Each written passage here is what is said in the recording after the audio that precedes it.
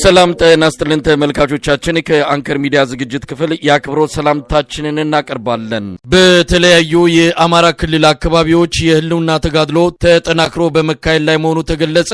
ይበንዲ እንዳለ የኦሮሞ ነጻነት ሰራዊት ኦላ በአብይ አህመድ አገዛዝ ላይ እያደረሰ ያለው ኪሳራ ተጠናክሮ መቀጠሉን አስታወቀ። በተለያዩ የአማራ ክልል አካባቢዎች የህልውና ተጋድሎ ተጠናክሮ በመካሄድ ላይ መሆኑ ተገለጸ። የአብይ አህመድ ሰራዊት አባላት ከውጊያ ውጪ ምድብ ቦታቸውን በመተው እጃቸውን ለፋኖ ኃይሎች በመስጠት ላይ መሆናቸውን ለአንከር ሚዲያ ከየቀጠናው ከተላኩት መረጃዎች ለማወቅ ተችሏል። በሸዋ ምድር የአማራ ፋኖ በሸዋ በሚንቀሳቀስባቸው አካባቢዎች የሪፐብሊካን ጋርድ አባላት ሳይቀሩ እጃቸውን በመስጠት ላይ ሲሆኑ ከአዲስ አበባ የፌዴራል ፖሊስ አንድ አመራርም ፋኖን መቀላቀላቸው ታውቋል። በጎጃም በተመሳሳይ ከአሃዳቸው እየተለዩ ከነትጥቃቸው እጃቸውን በመስጠት ላይ የሚገኙ የአብይ አህመድ ሰራዊት አባላት ቁጥር እየጨመረ መሆኑ ተመልክቷል። ከዚህ ቀደም ከነበረው በተለየ የፋኖች ጥቃት በአገዛዙ ሰራዊት ላይ ከፍተኛ ኪሳራ ያደረሰ መሆኑን ነው ከየአካባቢዎቹ ከሚደርሱን መረጃዎች ለማወቅ የተቻለው።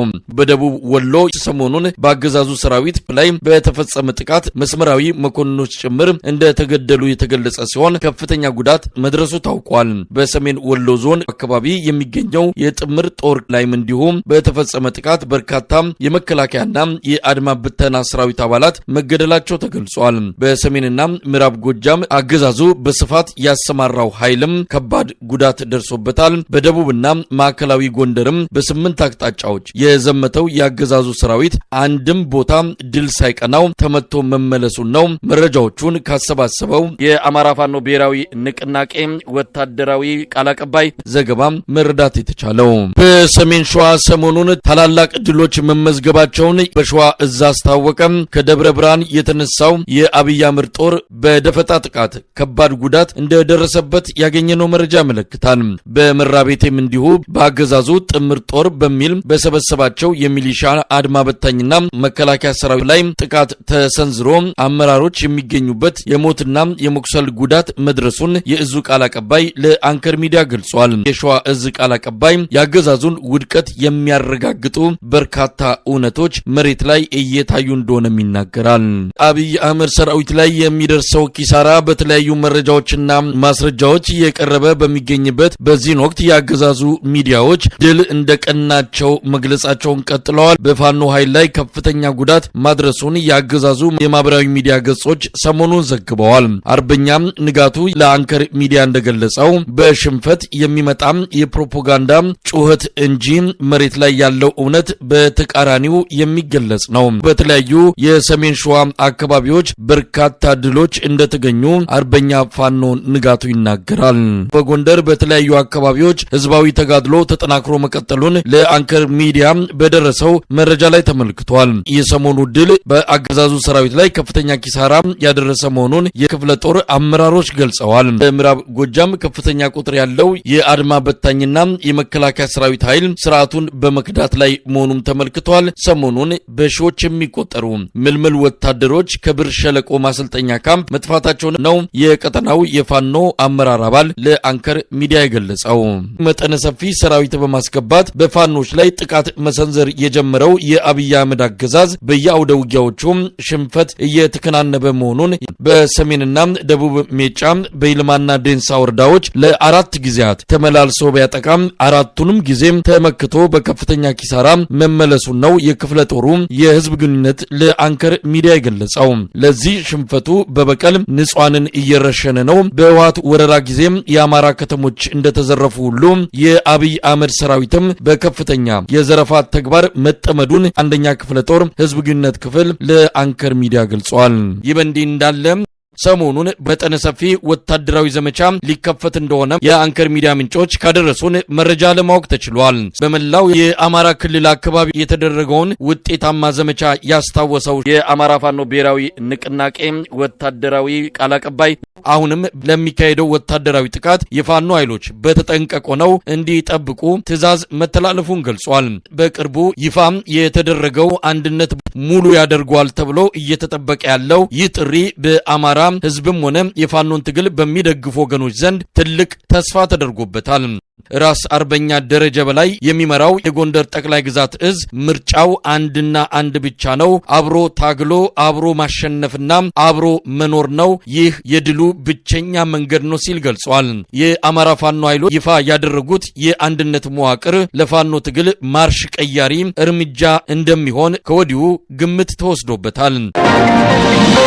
የኦሮሞ ነጻነት ሰራዊት ኦላ በአብይ አህመድ አገዛዝ ላይ እያደረሰ ያለው ኪሳራ ተጠናክሮ መቀጠሉን አስታወቀ። ከፍተኛ ቁጥር ያለው የመከላከያ ሰራዊት፣ የኦሮሚያ ልዩ ኃይል እንዲሁም የጸረ ሽምቅ ቡድን አባላት እጃቸውን በመስጠት ላይ መሆናቸውን ኦላ በማህበራዊ ድረገጹ ባወጣው መግለጫ ላይ ገልጿል። በተለይም በጉጂ፣ በሰሜን ሸዋ፣ በምስራቅ ወለጋና በምዕራብ ሸዋ ዞኖች በአገዛዙ መንግስታዊ መዋቅር ውስጥ የተፈጠረው መፍረክረክ የተለያዩ የጸጥታ ኃይሎች በከፍተኛ ቁጥር እጃቸውን እንዲሰጡ እያደረጋቸው መሆኑን አስታውቆ ሰው ይገኛል። ከ3 ሳምንት በፊት የተጀመረው የኦሮሞ ነጻነት ሰራዊት መጠነ ሰፊ የማጥቃት ዘመቻ በተለይ በአዲስ አበባ አቅራቢያ ባሉ አካባቢዎች የአገዛዙን ወታደራዊና ፖለቲካዊ ተቋማት ላይ ጥቃት በመሰንዘር ከፍተኛ ኪሳራ በማድረስ ላይ መሆኑን መረጃዎች ያመለክታሉ። ሰሞኑንም ከአዲስ አበባ በ29 ኪሎ ሜትር በምትርቀው የሱሉልታ ከተማ ባቾ ሀቢላ በተሰኘ የአገዛዙ ወታደራዊ ተቋም ላይ በተወሰደ የድንገተኛ ጥቃት እርምጃ ጉዳት በማድረስ ስኬታማ ኦፕሬሽን መፈጸሙን ኦላ አስታውቋል። ከዚህ ቀደም ከአዲስ አበባ በ37 ኪሎ ሜትር በምትርቀው የዱከም ከተማ አቅራቢያ በሚገኘው ወታደራዊ ይዞታ ላይ በተፈጸመ ጥቃት ከፍተኛ ኪሳራ ማድረሱን ማስታወቁ የሚታወስ ነው። በ10 ወታደራዊ ኮማንድ እዞች ስር በወለጋ፣ በሸዋ፣ በቦረና፣ በጉጂና በጅማ ቀጠናዎች በአገዛዙ ሰራዊት ላይ የጥቃት ዘመቻ የከፈተው የኦሮሞ ነጻነት ሰራዊት ኦላ የጅቡቲ የባቡር መስመር ላይ በተደጋጋሚ እየፈጸመ ባለው ማጥቃት በየጊዜው መስተጓጎል እየተፈጠረ መሆኑን ለማወቅ ተችሏል። የአገዛዙን ወታደራዊና ኢኮኖሚያዊ አቅሞችን ለማዳከም በሚል የተጀመረው የጪቾ ሚያ ካዮ ዘመቻ ከአንድ ወር ባነሰ ጊዜ ውስጥ ያስገኘው ውጤት ከፍተኛ ነው የሚለው ኦላ አሁንም በተጠናከረ ሁኔታ ዘመቻው ይቀጥላል ሲል በመግለጫው አስታውቋል። ይህ በእንዲህ እንዳለ ምስራቅና ሰሜን ሸዋ በተደጋጋሚ በመንግስት የጸጥታ ኃይሎች ላይ ከፍተኛ ጥቃት የሚፈጸምበት ሁኔታ እየተደጋገመ ሲሆን ከቅርብ ጊዜ ወዲህ ምንም አይነት እንቅስቃሴ ማድረግ በማይችሉበት አጣብቂኝ ውስጥ የአገዛዙ ኃይሎች አደጋ ላይ መሆናቸው ይነገራል። የአርሲ ዴራ አሙዲ አካባቢ በየጊዜው በኦሮሚያ ክልል የተለያዩ የጸጥታ መዋቅሮች ላይ ጥቃት የሚፈጸምበት ቀጠና ሲሆን አገዛዙ ይህን ጥቃት ማስቆም ባለመቻሉ ግድያው እየተበራከተ መምጣቱን አካባቢው ነዋሪዎች ይገልጻሉ።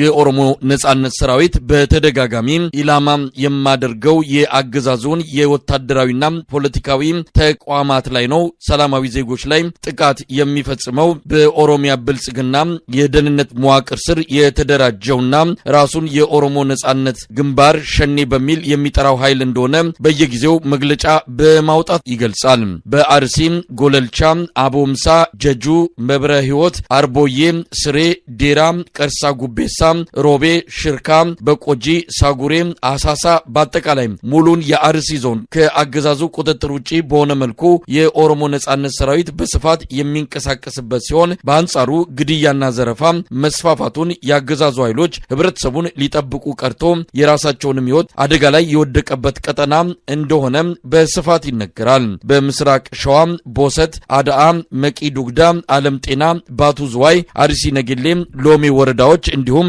አዳማ ናዝሪት ዙሪያውን በተመሳሳይ የመንግስት መዋቅር የተዳከመበት ግድያና ዘረፋ የተስፋፋበት እንደሆነ ከነዋሪዎች ከሚሰማ አቤቱታ መረዳት ተችሏል። በየሳምንቱ የህዝብ ማመላለሻው አውቶቡስ የሚታገድባትና ሰላማዊ ዜጎች ታፍነው የሚወሰዱባት አሊ ዴሮ የተሰኘች የሰሜን ሸዋ አካባቢ የመንግስት መዋቅር የለም በሚባል ደረጃ እንደሆነ የሚገልጹት የአካባቢው ነዋሪዎች ቀጠናው ሰላም የራቀው ህዝቡ የሚሄድበት አቶ በከፍተኛ ችግር ውስጥ የሚገኝ እንደሆነ ይናገራሉ።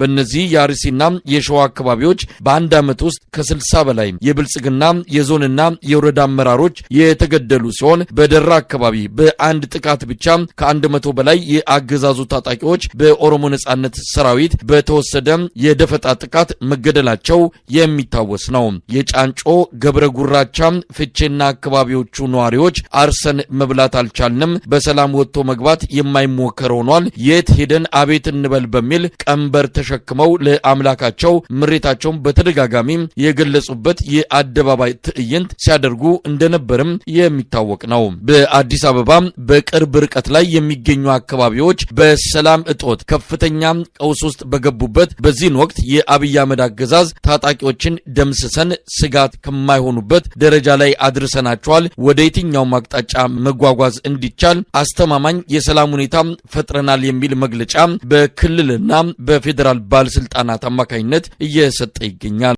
ተመልካቾቻችን ከተለያዩ ቦታዎች የሰበሰብናቸውና ያጠናቀርነው መሰናዶ ይመስላል። ጤና ይስጥልኝ።